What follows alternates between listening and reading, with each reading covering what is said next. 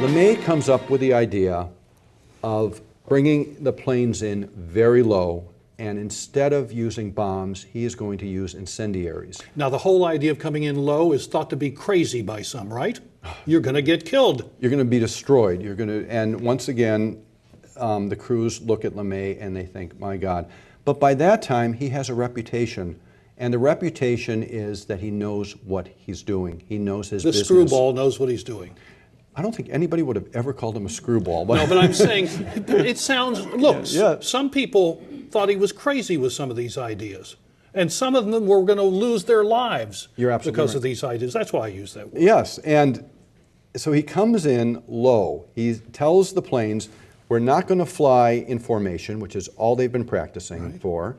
We're going to go in a long single file, and we're going to use incendiaries. We're going to This is napalm. It's phosphorus? Yes, exactly. And we're going to see what happens with them. On March 9th, 1945, late in the war, he sends 347 B-29s to Tokyo at night.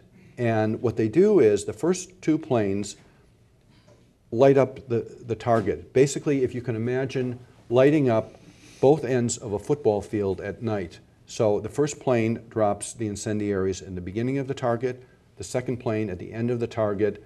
All the planes that follow just fill in the middle. It's pretty rudimentary.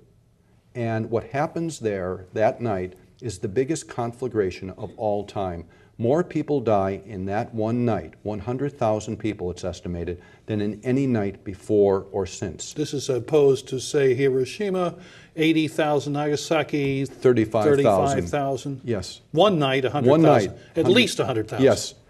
There's something else that I have to point out. Well, there are two things, John. The reaction back home is not horror, it is relief and gratitude. And I looked at the New York Times. The New York Times runs headlines for 10 days after that on this great feat. Their lead editorial says that if the Japanese don't surrender, don't give up, they can expect more on the way. The New Yorker magazine writes a glowing three-part profile of LeMay. He is on the cover of Time magazine.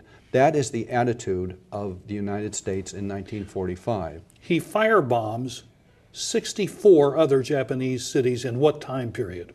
From March 9th, 1945 until the end of the war.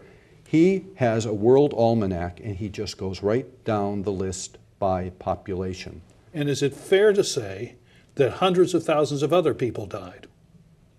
It is estimated that it is somewhere between 350 and 500,000 people die. And when munitions. Plus munitions, but I'm talking about civilians, men, women, children.